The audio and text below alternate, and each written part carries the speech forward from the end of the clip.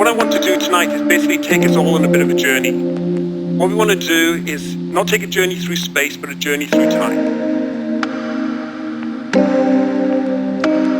So all life on Earth exists because we have a vast reservoir of energy right next door to us in the universe, and we can use that energy, and that has driven life and evolution up until the present day.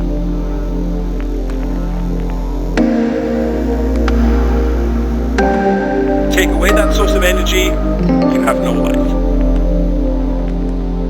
The problem is that the sun is currently 5 billion years old. It was formed 5 billion years ago. And what I mean by the sun is 5 billion years, I mean for 5 billion years, the sun has been turning hydrogen into helium at the core of the sun.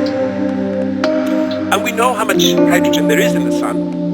And so we can estimate how long the sun has got till it exhausts all of its hydrogen.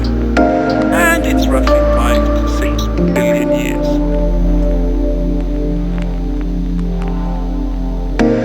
So it goes from being a typical yellow star into being a red giant.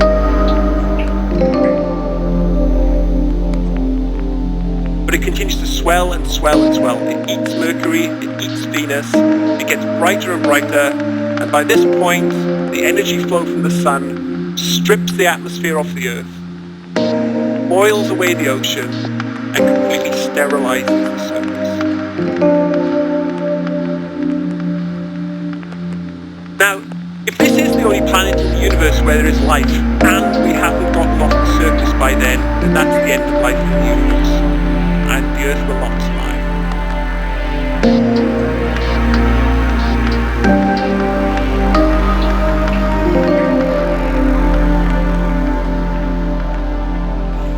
There's 7 billion years to go, so we sort of hope on that time scale that we can, put our differences between us and work together and think maybe it would be a good idea to get off the planet before the sun completely evaporates it.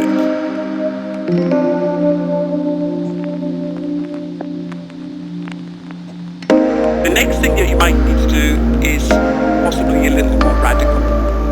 And the big problem is that this is highly inefficient. I don't mean just me, okay? I mean all of us.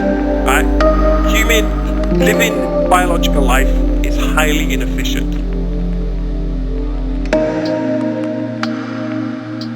All the energy we need to take in and all the various things we need to do to keep us alive is wasteful in terms of energy. So energy is now becoming the rare commodity in the universe.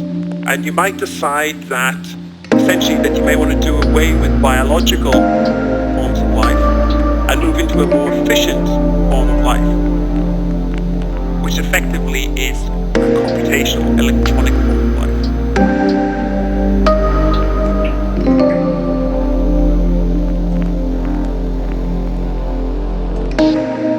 But people think that this is a possibility once computers get smart enough and fast enough that maybe you could have the equivalent of consciousness on a computer.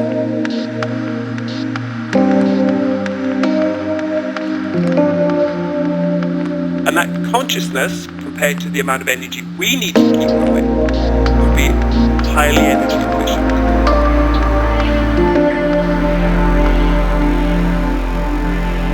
So there might be a move away from the actual physical life into more electronic